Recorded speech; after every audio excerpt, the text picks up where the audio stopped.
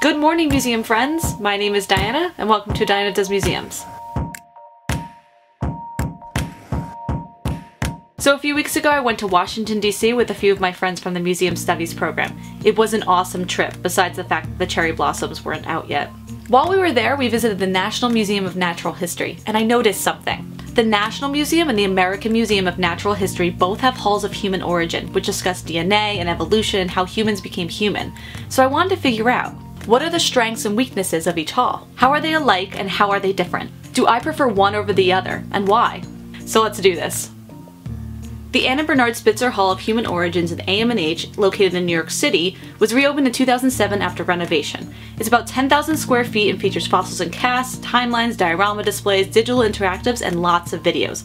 The original hall, which opened in 1921, was the first museum exhibition to discuss the controversial topic of evolution. The David H. Koch Hall of Human Origins in NMNH, located in DC, was reopened in 2010 after renovation. It's about 15,000 square feet and features fossils and casts, timelines, displays, digital and non-digital interfaces, videos, statues, and recreations. Here's a list of things the halls share. Both have their own displays featuring Lucy. Both make sure to talk extensively about DNA and how it plays a part in evolution. Both show human creativity using the same artworks made by early humans. Both explain how early humans made tools. Both show timelines of when different species lived.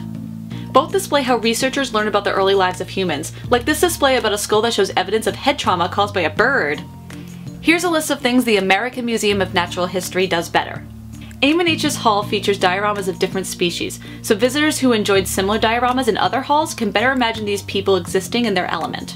This hall also had a lot of digital interfaces to interact with, and a lot of video explaining how researchers gathered their material. The entrance to the hall is captivating, Homo sapien flanked by two of its ancestors. I feel like this draws a lot of people into the exhibition who might otherwise pass right by. And here's a list of things that the National Museum of Natural History does better. The flow of NMNH's hall follows the flow of evolution, so visitors can better understand how we evolved into Homo sapiens. The interactives are vast and diverse. A visitor can touch casts of objects, learn by revealing information with light-up displays and little slides, view video recreations of life in a previous time, make themselves into a Neanderthal, and imagine a future world where their decisions have lifelong consequences. I feel like comparisons between different species were easy to make because objects were placed close to one another. I was able to understand broader concepts better. I also really enjoyed these bust displays that showed other species at their original heights. Look how small they were. It's a little thing, but the general color of the hall was better. I preferred the tans and browns to the blues and purples. It feels more open and inviting.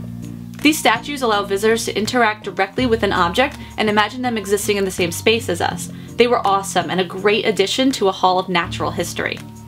It's probably easy to tell which hall I preferred. Now that isn't to say I think AMNH's hall here in New York City is bad, but I really feel like the National Museum of Natural History's Hall of Human Origin is better designed, has a better flow, and facilitates a much more comprehensive learning experience. Overall, I feel like I learned more at the National Museum. The displays were better and the information was easier to digest while still keeping the hall up to museum exhibition and current scientific research standards. To be fair, AMNH's hall did open up 3 years earlier than NMNH's hall, so there's a chance that they were able to learn something from AMNH when they opened theirs. I think comparing museum halls, or museums in general, is really difficult. Museums exist in different places, they're renovated at different times, and they have different people on staff. But I think museums can learn a lot from one another. Museums that stand alone don't learn nearly as much as museums that stand together. Have you ever been to a museum that reminded you of a different hall in another museum? Did you prefer one over the other, and why? Feel free to leave comments here or on my Tumblr. Thanks for coming to AMNH and NMNH with me, and I'll see you at the museums.